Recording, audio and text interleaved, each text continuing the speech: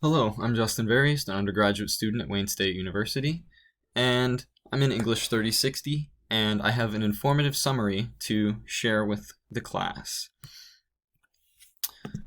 Starting with the article that I have just read, and it's called NASA Proposes New Rules for Moon-Focused Space Race. It's by Leonard David, and the purpose of this article was to share what these brand new accords have in store for them.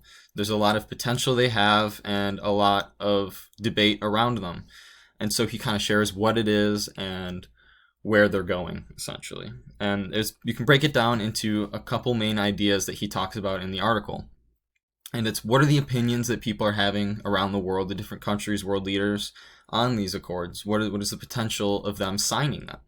And how could these accords sort of guide future decisions and investments into space and the lunar investments as well? And what countries should we try to include into these accords? Should we get as many countries as possible to sign, or should we focus on NATO countries? And these discussions don't exactly have answers, but we can get started by talking about what the Artemis Accords are. The Artemis Accords are written by NASA employees. It's created by the department itself, and it's designed to promote cooperation between countries around the world. And this focuses specifically on new areas where investments are about to be made, like the moon and cislunar or distant orbits that are not sort of taken over by commercial and military satellites at the moment, like the lower orbits that exist today. And there's differing opinions on what countries think about these accords. There are more enemy countries like Russia and China who are more sort of rivals with, and they're not huge fans of these accords. However, NATO countries might have better opinions of these, and so it's easier to negotiate with these potentially joining nations, and their opinions are probably closer to ours. But the current view on these accords might be influenced by the current administration's focus on creating a non-level playing field and giving the US an advantage. However, this can be overcome through negotiations, and the final language is nowhere near determined.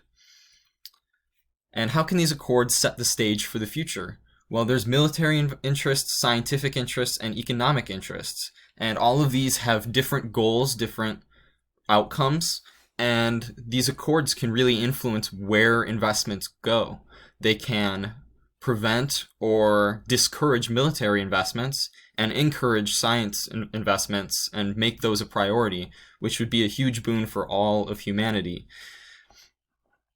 And we need to encourage inclusion as well, or we're discussing encouraging inclusion. Who should be invited to join? Who should we be negotiating with to get them onto these accords? And that changes what the goal of these accords may be as well. So China and Russia's already been known to have a negative opinion on these accords, despite how young they are. Russia says that the US is trying to create a non-level playing ground, as mentioned before, and China just has a lot of stuff that they want to do in space on their own without being barred or slowed down by the bureaucracy of potential accords. And this is maybe a reason why we shouldn't be focusing on negotiating and inviting them, because we can focus more on countries that are willing to work with us and willing to work on team projects and create scientific advancements. So the takeaways for this article are to have a understanding that these accords have a long way to go. The language is not determined, and therefore we don't know what sort of effect they're going to have on the world. And we don't know what sort of countries are going to want to be included.